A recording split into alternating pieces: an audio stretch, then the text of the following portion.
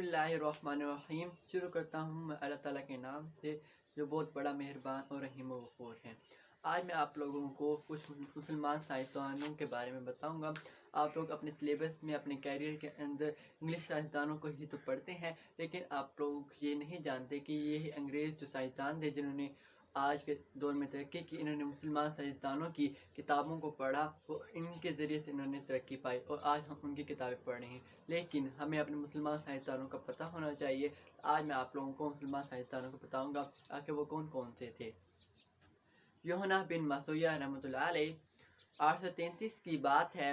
अब्बासी खलीफा मोतसम ने अपने मुआलिज यूहन्ना बिन मसूया के सुपुर्द कुछ बनमास किए और हुक्म दिया कि इनके जिस्म को चीर कर मालूम करो कि अंदरूनी अज़ा कितने और कैसे हैं।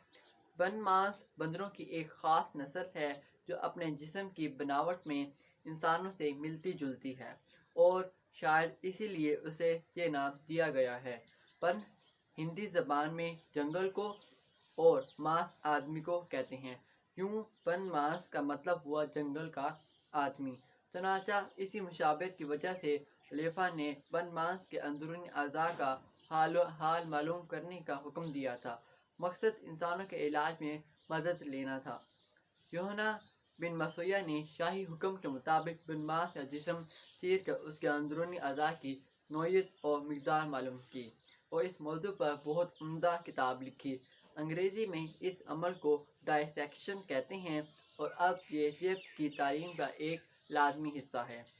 अब डॉक्टर ये जानते हैं कि इंसानी जिस्म में कितने अंदरूनी अज़ा हैं। कोई अज़ा बीमार हो जाए तो ऑपरेशन करके उसका इलाज करते हैं, लेकिन इस ज़माने में अंदरूनी अज़ा के बारे में जानने का रिवाज ना था। इसका आगाज़ यूहन्ना बिन मसूया ने किया और यूँ हम उन्हें दुनिया का पहला जरा सर्जन कह सकते हैं। जिस्म के अंदरूनी अज़ा पर तहकीक करने और एक उम्दा किताब लिखने के अलावा यूहन्ना बिन मसूया ने आँखों की बीमारियों और उनके इलाज पर काबिल कदर तहकीक की और इस मौजू पर भी एक बुलंद पाया किताब लिखी। ये अजीम तबीब नस्लन ईरानी थे। इनका सन पैदाइश मालूम नहीं, बस ये पता चलता है कि वो खलीफा मोतसम के वालिद मामून रशीद के इंतकाल से कुछ अरसा पहले 833 के लगभग बगदाद आए और जब मोतसम तख्त नशीन हुआ था उसके दरबार से वाबस्ता हो गए।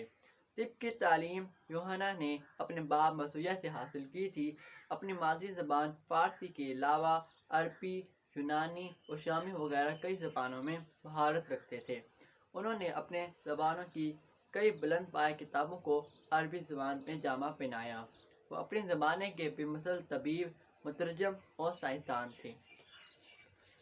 मोहम्मद बिन मूसा ख्वारिज़मी रहमतुल्लाह अलैह, बहुत पुराने ज़माने की बात है। ख्वारिज़म का रहने वाला एक गरीब तालिब इल्म जिसका नाम मोहम्मद बिन मूसा था, इल्म हासिल करने के लिए बगदाद पहुँचा। इन दिनों वहाँ बैतुल हिकमत के नाम से एक बुलंद पाया दरसगाह कायम थी। यह तालिब इल्म इस दरसगाह में दाखिला लेने के लिए बगदाद आया था। बैतुल हिकमत में दाखिला लेने का तरीका ये था कि उम्मीदवार जो मज़मून पढ़ना चाहता था इस पर मकाला लिख कर पेश करता था। दरसगाह के उस्ताद उसे जांचते थे और अगर वो काबिल साबित होता तो उसे दाखिल कर लेते थे। यह गरीब परदेसी तालिब इल्म हिसाब से ख़ास लगाव रखता था। उसने उसी मौजू पर मकाला लिख कर पेश किया और उसे दाखिला मिल गया। ये कामयाबी हासिल करने के बाद मोहम्मद बिन मूसा ने दिन को दिन देखा, न रात को रात। ऐसे एजाज़ के साथ दर्स मुकम्मल किया कि खलीफा मामून रशीद के दरबार तक उनकी शोहरत पहुँच गई और उसने उन्हें अपने दरबार से वाबस्ता कर लिया। ड्यूटी पर यह मुकर्रर हुई कि वो इल्म हिसाब को तरक्की देने के लिए तहकीक करें। इस ज़माने में इल्म हिसाब में रोमन तरीके इस्तेमाल होते थे जो खासे मुश्किल थे। मोहम्मद बिन मूसा ने इस बात को महसूस किया और दिन रात मेहनत करके इस इल्म के नए ज़ाब्ते बनाए और उनका नाम अलजबरा रखा। इस मौजू पर उन्होंने 2 बुलंद पाया किताबें इल्म हिसाब, अलजबरा और अलमुकाबला भी लिखी। ये ऐसी कामयाबी थी कि इल्म की दुनिया में उनकी शोहरत सूरज की रोशनी की तरह फैल गई, बल्कि यूँ कहना चाहिए कि यह शोहरत आज तक कायम है। उन्हें अलजबरा का मुअज्जिद माना जाता है। इन किताबों की यूरोप की कई ज़बानों में तर्जमे हुए और उन्हें यूनिवर्सिटियों के निसाब में शामिल किया गया है। मोहम्मद बिन मूसा ख्वारिज़मी का साल पैदाइश 780 बताया जाता है। ख्वारिज़मी उन्हें इसलिए कहा जाता है कि वो ख्वारिज़म के रहने वाले थे। इस ज़माने में ये अलग रियासत थी। बाद के ज़मानों में उसकी हैसियत नाम बदलते रहे। 1917 के रूसी इनकलाब में इस इलाके को उज़्बेकिस्तान में शामिल कर लिया गया था, लेकिन इस अजीम मुसलमान साइंसदान की वजह से इस इलाके का पुराना नाम आज तक जिंदा रहेगा। अल्लाह ताला इन पर करोड़ों रहमतें नाजिल फरमाए। नौबख्त रहमतुल्लाह अलैह। मंसूर ने अपने भाई से पूछा, भाई जान, इसकी क्या वजह है? पुराने ज़माने की कहानियाँ हों या नामूर साइंसदानों की का जिक्र, इनमें शहर बगदाद का नाम बहुत आता है। भाईजान ने जवाब दिया, अजीज़ भाई, इसकी वजह यह है कि एक ज़माने में ये शहर पूरी दुनिया में सबसे ज़्यादा बारौनक और खुशहाल माना जाता था। उसे अरूज अलबिलाद कहते थे। नईमा बोली, भाईजान, इस शहर को ये अजमत बिन अब्बास की खिलाफत में इस ज़माने में मिली थी। भाईजान ने जवाब दिया, बेशक इस शहर को ये शान शौकत खिलाफत अब्बासिया के ज़माने में ही हासिल हुई थी, बल्कि इस अजीम शहर की बुनियाद भी अब्बासियों ने ही रखी थी। भाईजान, खानदान बनु उमैया की हुकूमत के ज़माने में तो मुल्क शाम का शहर दमिश्क और दारुल खिलाफा था ना? हाँ बहन, बनु उमैया की जगह बनु अब्बास ने हुकूमत कायम की थी। उस खानदान के खलीफा मंसूर ने नया दारुल खिलाफा तामीर करने की ज़रूरत महसूस की और इस जगह को पसंद किया जहाँ अब बगदाद आबाद है। कहा जाता है कि पहले यहाँ बागदाद के नाम से एक छोटी सी बस्ती आबाद थी, जिसे ईरान के शहंशाह नौशेरवान आदिल ने बसाया था। भाईजान ने जवाब दिया। मंसूर बोला, भाईजान, शायद बागदाद ही बदल कर बगदाद बन गया हो। भाईजान ने जवाब दिया, बेशक ऐसा ही हुआ। मंसूर ने जिन इंजीनियरों के सपुर्द ये काम किया था, उन्होंने ये जगह इसलिए पसंद की कि ये आबो हवा के लिहाज से बहुत उम्दा थी। इंजीनियरों के इस बोर्ड का सरबराह एक बहुत काबिल इंजीनियर नौबख्त को बनाया गया। उन्होंने ऐसा उम्दा नक्शा बनाया और ऐसे सलीके से इमारतें तामीर कराईं कि इस ज़माने में उसे दुनिया का सबसे खूबसूरत शहर माना गया।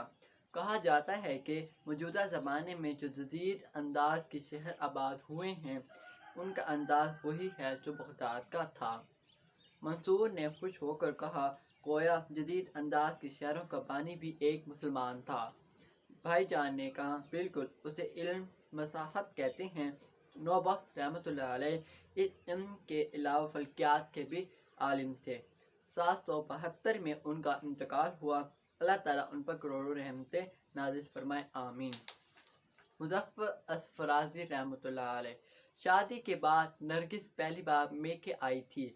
उसकी माँ ने उसकी अंगूठी की तरफ देखते हुए कहा, बेटी, ज़रा अपनी अंगूठी तो दिखाओ, मुझे तो इसमें खोट लगता है।